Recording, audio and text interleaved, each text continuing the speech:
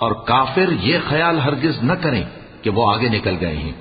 وہ ہمیں عاجز نہیں کر سکتے، اور جہاں تک ہو سکے فوج کی جمعیت کے زور سے اور گھوڑوں کے تیار رکھنے سے ان کے مقابلے کے لیے مستعد رہو کہ اس سے اللہ کے دشمنوں اور تمہارے دشمنوں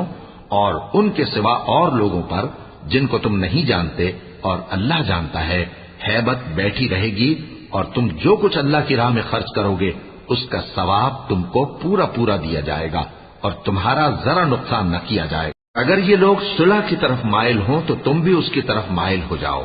اور اللہ پر بھروسہ رکھو، کچھ شک نہیں کہ وہ سب کچھ سنتا ہے، جانتا ہے۔ اور اگر یہ چاہیں کہ تم کو فریب دیں تو اللہ تمہیں کفایت کرے گا،